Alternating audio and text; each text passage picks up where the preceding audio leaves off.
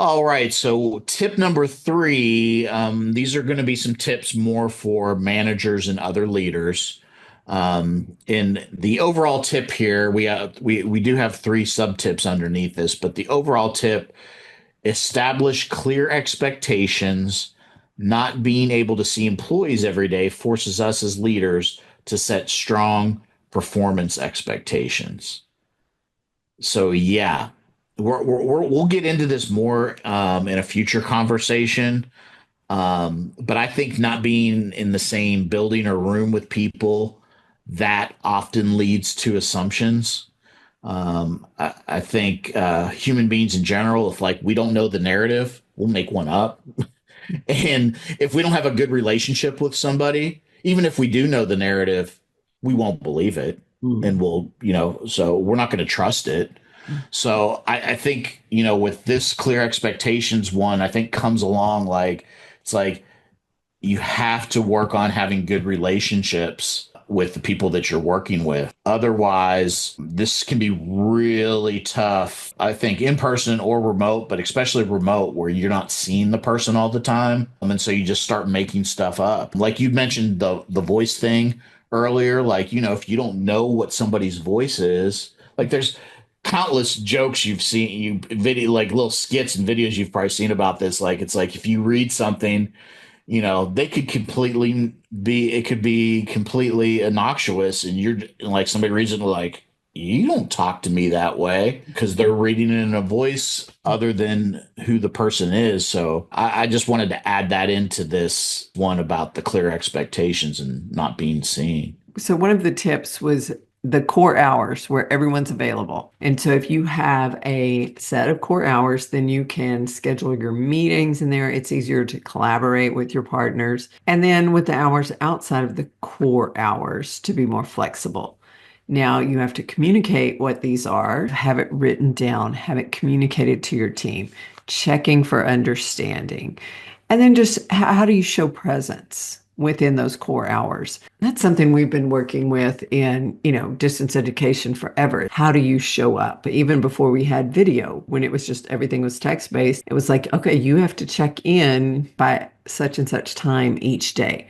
Same thing now. We just have a myriad of different channels and communication tools. If you are leading a team, let them know where they need to be and when. And when you think of where, do you need to be logged into Teams? Do you need to be logged into the company portal? Whatever the expectation is, make sure it's clear and communicated there. Right, especially with video communication too, right? Like you want people to know like, hey, if I need to talk to you, I prefer to talk on video, so be prepared to connect on video starting anywhere in this range. Generally speaking, between this time and this time, outside of those times, there might be things come up like, we need to jump on a video call right now. Are you available? When can you do this? If I'm not used to people videoing with me, I might not be quote unquote video ready, right? Like I might Yeah. just be like, oh, I'm working on this project this morning. I'm just going to grab my cup of coffee and sit in front of my computer and start working on this. And, I'll, shower later. And it's like, oh, no, you need to be ready to be on video. Different expectations for internal and external, right? And depending on your familiarity with the group, to where if it's just, you and I are meeting, we don't need to be camera ready at all. But even if it's a little bit larger team, but then if it's externally facing, we got the shirts, we got it all on. You know what? And we are accustomed to video, but there are lots of remote teams that don't even use video, to where that is such an unusual situation that they would not. And I heard one was, what did I hear? It was in the expectations and they were trying to shift to being more video centric. So there was a lot of resistance. And the way it was done, it was like without any preparation or prior communication, and like, no, you should be ready to go. We're like, just give people some time. There's quite a few funny videos about that floating around out there too, where somebody's in a meeting and they're like in their shower cap or whatever, and they're have all their snacks around, and then somebody's like, "Oh, we need to turn video on for this," and they're like, quickly.